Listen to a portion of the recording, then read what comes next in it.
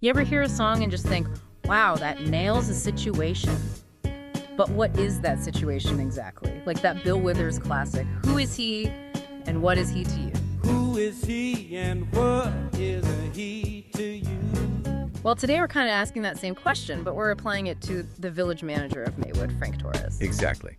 This deep dive is really all about trying to understand Mr. Torres. Where did he come from professionally? What's his current role involved? And why are some, let's say, pointed questions being asked about him and his job? Right. And to get a clearer picture, we've pulled together quite a bit of material. We're looking at Frank Torres' own resume, his employment contract with Maywood, questions raised by the Coalition for Accountability. We'll just call them the CFA. Makes sense. Local news articles, even checked out his LinkedIn profile. The idea is to sort through all this and figure out what the key issues really are. And, for you listening, maybe you're trying to get a handle on what's going on in Maywood, but don't want to get bogged down in every single detail. That's what we're aiming for here. Yeah, connect the dots, basically, give you a solid perspective on things. Okay, so let's jump in. Frank Torres' background. How does that song, Who Is He, connect here? Well, it feels pretty fitting when you look at his path. He was the executive director over at the Summit Park District. That was from 2017 until his resignation was accepted in September 2023. Okay. Then, almost immediately, September 18th, 2023, he starts as assistant village manager right here in Maywood. Wow. That's a quick turnaround. It is. And then, not much later, May 9th, 2024, he's appointed the village manager. And he also took on the budget officer role that October. So, yeah, pretty fast climb. It really is. Now, his resume, as you'd expect, it highlights experience in supervising people, making things run more efficiently, managing projects. Yeah? Mostly in government settings. It talks up his skills in, setting strategic direction, public communication, developing policy. Sounds like someone aiming for leadership in local government, And his education seems to track with that. He's got a master's in organizational leadership and public administration from Lewis University. That was 2010. Yeah. And before that, a bachelor's in criminal and social justice from Northern Illinois University in 2008, plus a public management certificate from NIU back in 2016.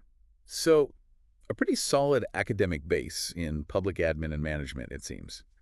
So, when you put that all together, the experience, the degrees, what should Maywood residents expect, maybe? What kind of manager does that profile suggest? That's really the core question, isn't it? You'd probably expect someone who can, manage the village effectively, keep things running smoothly, and be accountable. And that accountability piece leads us straight to the Coalition for Accountability, the CFA, and the questions they've started asking. Yeah, they're really focusing on accountability aspects. What's interesting is how they're framing it. It seems less like accusations and more like, hey, we need some information here, focusing on his employment agreement and, how he's performing against certain standards. Okay, so first up, this ICMA membership thing, that's the International City-County Management Association. Right. Apparently, his contract says he has to apply for it, keep his membership active, and follow their code of ethics. So the CFA is asking, basically, has he done that? Is he following the code? And that ICMA membership, it's not just like joining a club. It's meant to signal, qualifications, integrity, a commitment to keeping up with the profession. How so? Well, to keep that credential, you need to do 40 hours of professional development every year. So it's about continuous learning and sticking to ethical guidelines. That's kind of the point of it. Okay. That ties right into the next thing the CFA is asking about. Professional development. Makes sense. They want to know about seminars, conferences, things like that Torres attended using village money. They specifically mention ICMA events, Illinois Municipal League, National League of Cities. Yeah. And they want the total cost, dues, fees, travel, hotels, meals, the whole 9 yards for his entire time employed there. Which goes back to that continuous learning piece for ICMA, right? If the village is paying for this stuff, it seems fair for the public to know what training their manager's getting. Absolutely. Okay, let's shift gears a bit to finances, financial reporting. As the budget officer, Torres is responsible for getting the village's financial reports filed on time. A pretty critical function. Definitely.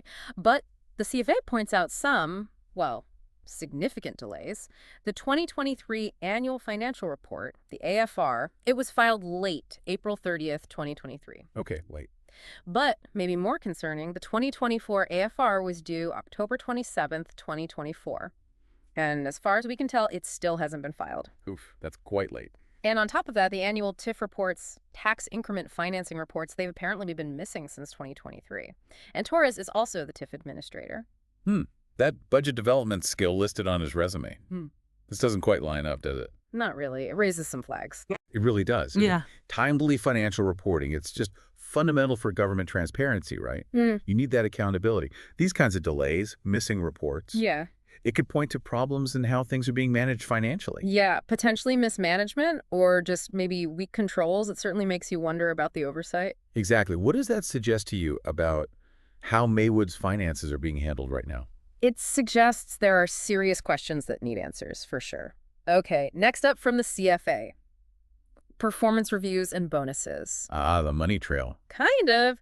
His contract apparently lays out performance reviews for December 2024 and April 2025, and based on those, he could get bonuses up to $5,000 per review period, so potentially $10,000 a year. Okay. So the CFA is asking, did that December review happen? Who did it? When's the April one scheduled? And also, crucially, if the reviews aren't good, can he still get a bonus? Now, it's worth pointing out, the agreement itself apparently says that not doing a review or not giving a bonus isn't automatically a breach of contract. Right, there's that clause.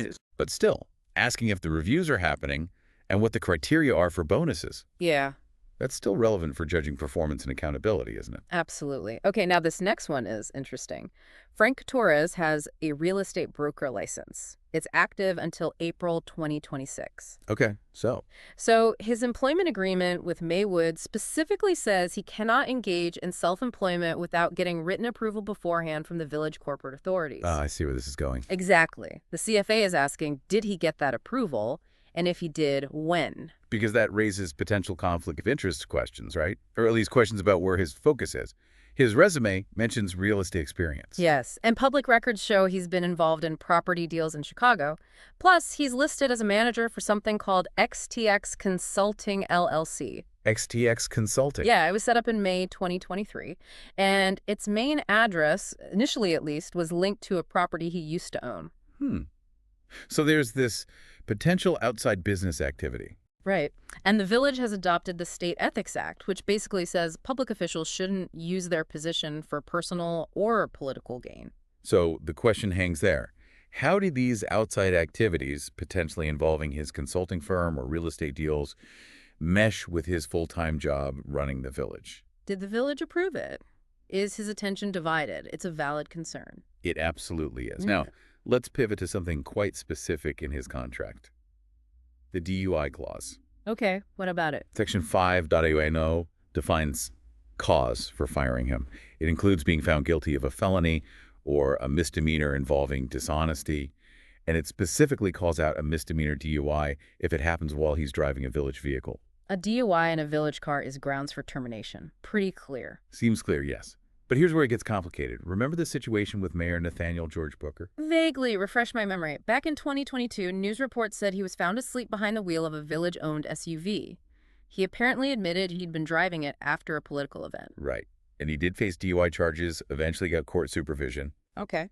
But according to those same news reports, despite that incident and the outcome, Mayor Booker apparently continues to drive that same taxpayer-funded village vehicle. Wait, really? So the village manager's contract says a DUI in a village vehicle is firing offense, but the mayor, after a similar incident involving a village vehicle, reportedly still drives it. That appears to be the situation described in the reporting, yes. It creates a pretty stark contrast. That definitely raises questions. I mean, it looks like a potential double standard, doesn't it? How are rules about using village resources applied? Is it consistent? It certainly makes you ask about equitable standards, accountability, and whether the rules apply the same way to everyone in village leadership. Wow. Okay. So beyond the manager himself, the CFA is also concerned about investigations into two other village employees. Yes, Xavier Doyle and Juan Vinny Miguel. Let's start with Xavier Doyle. He's a community engagement employee. Okay. What's the issue there? The main allegation revolves around an incident on February 28, 2025. There was an official village ribbon-cutting ceremony. Trustee Aaron Peppers reportedly saw Mr. Doyle carrying political campaign signs during this event. Signs for the Maywood Together Party, which, as we know, is chaired by Mayor Booker. And this was allegedly while Doyle was on the clock, on village time. carrying campaign signs for the mayor's party while working for the village. That's the allegation. And apparently, during the same event, Mayor Booker allegedly made some verbal threats toward Trustee Peppers and his family. Whoa, okay, that's serious. Very. And the CFA is concerned because they feel the investigation into all this by the village manager, HR, and the village's lawyers, Klein, Thorpe, and Jenkins, has been slow or delayed. Is there a specific rule about this kind of thing? Well, the village code gives the manager power to enforce ordinances and investigate complaints about administration. And remember, the village adopted the State Ethics Act. Which says you can't use your official job for politics. Exactly. Prohibits using your position for political activity. Wow. So the big question there is, was he doing political work, maybe even wearing political stuff, while on the village clock, which could violate policy and law? That's precisely the question being raised. What does all this suggest to you about the, let's say, ethical climate within the administration? It definitely suggests the lines between official work and political campaigning might be getting pretty blurry, maybe even ignored in some cases. It raises serious ethical questions. Okay, let's move to the second employee investigation. Juan Vinny Miguel. He's a code enforcement officer. And what's the allegation against him? Here, a source cited by the CFA claims Miguel took medical leave, but was actually doing political work for Mayor Booker and the Maywood Together Party. While on medical leave. That's the allegation. And supposedly, this was happening with the knowledge, maybe even the consent, of the village manager and the code enforcement director. Is there any specific example given? Yes, he was reportedly seen at the early voting site in Melrose Park, handing out campaign literature for the Maywood Together Party. And allegedly, he identified himself there as a Maywood code enforcement employee. Identifying himself as a village employee while campaigning, possibly while on leave? Correct. Now, another interesting connection. Miguel apparently used to work at the Summit Park District. Back when Frank Torres was the executive director there. Exactly. Same time frame. Okay, so putting that together, potential political work while on medical leave, the Summit connection, what are the implications here? Well, it raises questions about the proper use of leave time, doesn't it? And again, the potential misuse of a village position or identity for political campaigning. Are employees being held to clear ethical standards? It's not obvious from these examples. So let's try to wrap this up. We've covered a lot of ground in this deep dive. We looked at Frank Torres' background, his path to becoming village manager. Right, and we really unpacked those questions from the Coalition for Accountability, the ICMA stuff, professional development costs, those late financial reports. The performance reviews and bonus questions, his outside real estate work, and that consulting LLC. And then that stark contrast with the DUI clause in his contract versus the situation reported with Mayor Booker and the village vehicle. Definitely a major point of contention. And finally, these ongoing investigations into Xavier Doyle and Juan Vinny Miguel. Allegations of political activity on village time or while on leave, blurring those ethical lines. So for you listening, hopefully this gives you a much deeper, more nuanced understanding of some pretty critical issues facing Maywood right now. We try to get past the surface noise. Exactly. Connect those dots based on the information available. And it leaves us with a final thought, really, considering everything we've talked about, the financial reporting issues, potential conflicts, these ethical questions swirling around employees. What does it actually mean for a village manager or any public official to truly serve the best interests of the community? That's the million-dollar question, isn't it? And maybe how vital are transparency and real accountability in even beginning to answer that question? Something to definitely think about as things continue to unfold in Maywood.